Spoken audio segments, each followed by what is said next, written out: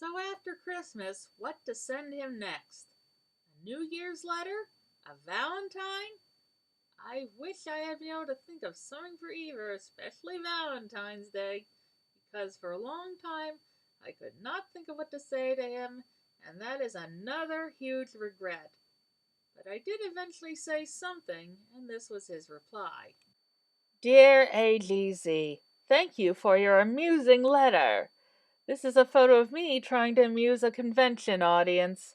I hope you've had a good holiday. Did you know that Sergeant Benton lives in Burbank? Love from AA of the UK.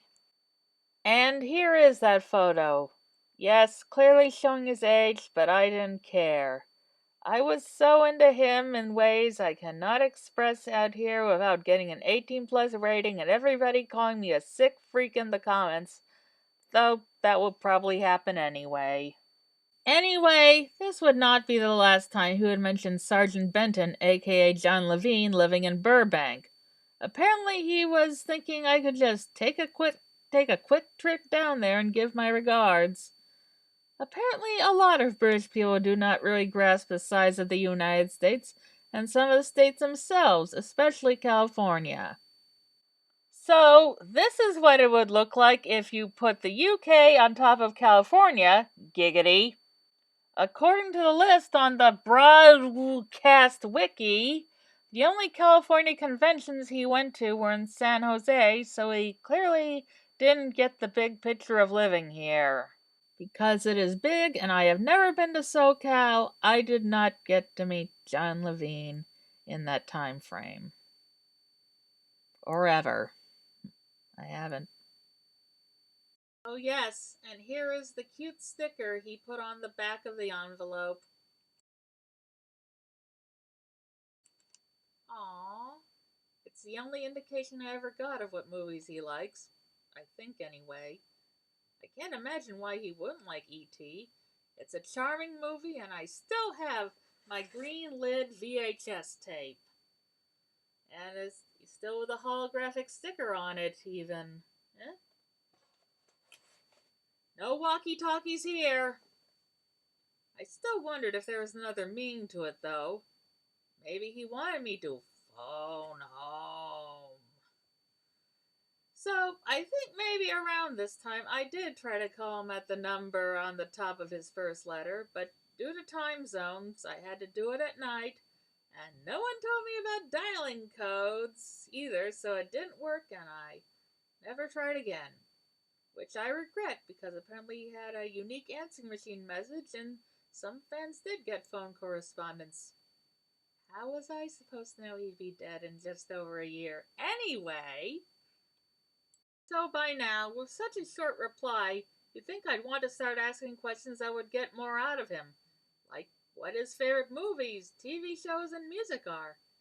Instead, I was clearly so overwhelmed that all I remember of the next letter is saying I wasn't sure what to say and quoting Humphrey Bogart's iconic speech at the end of Casablanca.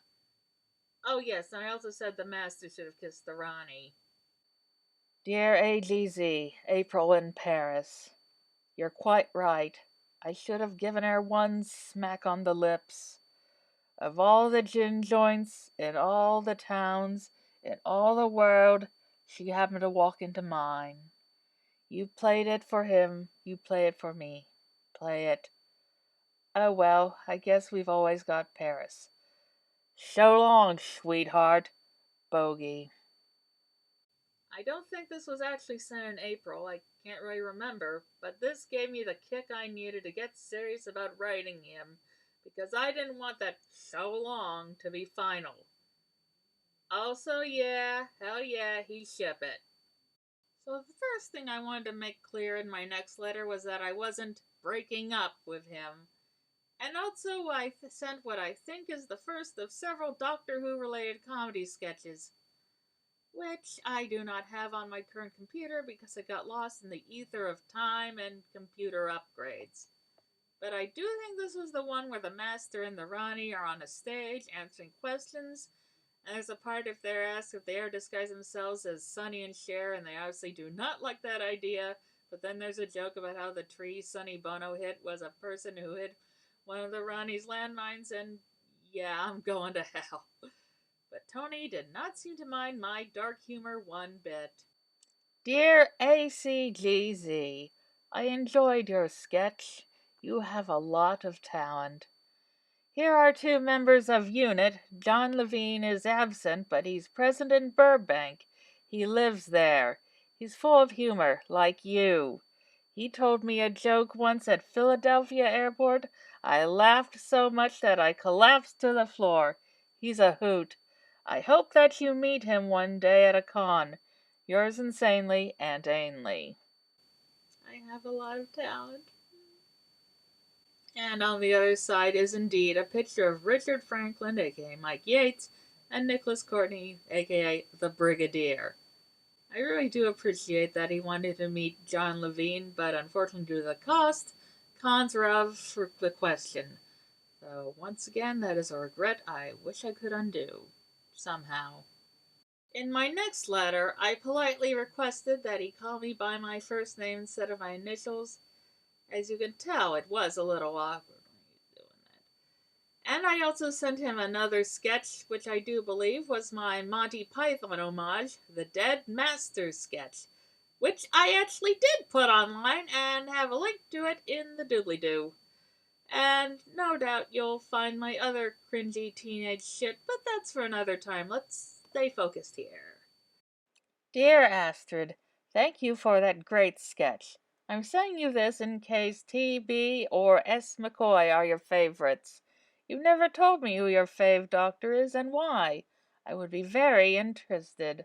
I hope you're having a super cow spring. England is still freezing. If you see John Levine, please will you give him my best. Love from A. And let's just turn this around so you can see the con pics of Tom and Sylvester, who were the first doctors I watched, and also share their names with cartoon cats, so... Oh, holy shit, that J&T picture is gonna eat my soul. And he still doesn't really grasp how big California is, but never mind that, because I had a birthday coming up. Oh yeah, let me just show you the envelope he sent it in. He put star stickers around my name. So, I do remember quite a bit about what I said in my next letter. I finally told him who my favorite doctor was. At the time, it was Patrick Troughton for reasons I can't quite explain, and you'd think I was crazy if I tried. More crazy. Then I asked what his other favorite acting job besides Doctor Who was, and asked what the relationship between the Doctor and the Master was. Yes, it's no surprise I was shipping that too.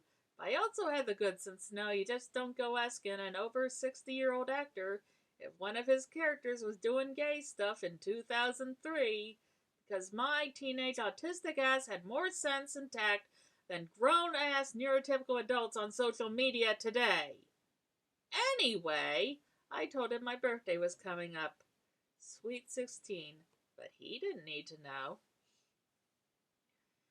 And apparently I sent him a drawing, but unfortunately I can't remember what it was. Probably his master. Dear Astrid, thank you for your letter and drawing. I had the honor of dining with Pat Troughton the night he died in a hotel in Georgia, USA. We were at a con. He was always extremely kind to me about my work. And now guess what? His grandson Jim is playing cricket for Warwickshire and may soon be picked for England. I enclose a Patrick Troughton trading card for you. Happy birthday, Anthony. This was how I learned Anthony dined with Patrick Troughton just before he died. I would have heard that conversation, but I can only imagine what he felt the day after. But I was glad to hear they met outside the Five Doctors. And here's that trading card from an old Doctor Who game. And if I could have stopped time to make 2003 last until I had spent enough time conversing with him and I was ready to let go, I would have. I wish I could have stopped time today so I could have taken a break from trying to get this whole thing together. Oh, and as for the questions I asked, Here's his favorite other role. So his favorite other role is Ishak in Hassan from 1971. It's something you've probably never heard of, and it's apparently lost media as well. At least the public, because in The Man Behind the Master, there's a paragraph of him recalling being given a copy by a BBC producer. On what format he didn't say, I'd imagine a VHS conversion, but where that copy went is unknown. This could be a search, but I don't know how one would start. And now the question I'm sure you ladies have been on the edge of your seat about. What is the sexy, sexy master's opinion on the Doctor and the Master? The Doctor is the Master's brother. Perhaps. Yeah, sorry. According to his headcanon, you are shipping incest. Perhaps. I think that perhaps might indicate he got an idea of exactly what he was thinking. I've heard other things where he says he thinks they're brothers and but gives the caveat he doesn't really know, he just acts in the thing. So in that way, perhaps has always been there, but it's the way that's worded here that leads me to believe he knew about the Slash fandom. I know he never went near the internet, but he could have found out from a fanzine or maybe a fan with less tact than me. Well, his headcanon's been denied in the revival anyway, so sorry, Tony. And here's the back of the envelope.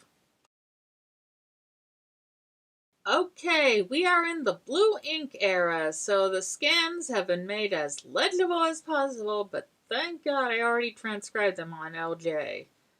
Anyway, I was in good spirits after the birthday letter, obviously.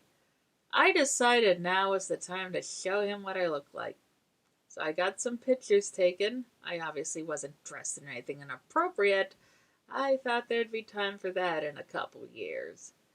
I do not have a copy of the photos in question, but I was wearing that Monty Python t-shirt you saw earlier and gazing lovingly at my master poster. I also made a photo montage of the master and the Ronnie, apparently with what pictures there were back then. Sadly, it is also lost. And I also asked him who his favorite doctor was.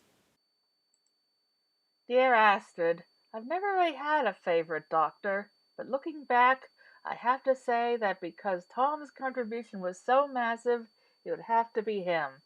He would help the writers write, the director direct, and the actors with their performances too. And always with the aim to improve the show. He really was a leading man par excellence. Thank you very much for your photos. You photograph well, the camera loves you. I also like the Ronnie poster which you kindly enclosed. I got quite a kick out of Mark of the Ronnie. Meanwhile, I remain your obedient servant, the Master, Mr. Delgado's humble understudy, or one of 'em, and yours humanely, Anthony Ainley. There you have it, folks. It's Tom. And I photograph well. Or I did. No camera loves me anymore, but it did then. I can't believe the kids at school convinced me I was fat. I am now, but I wasn't. But that's why hearing that from him meant a lot to me. And here's the sticker he put on the back of his envelope. I think he was trying to use up the rest of the sports stickers he got the cricket one from. But hey, I like skateboarding. In that I think it's cool. I've never done it. I don't play Tony Hawk games and I didn't listen to Avril Lavigne. Well, not on purpose. But I do like Bart Simpson. Maybe he could sense that. I don't know.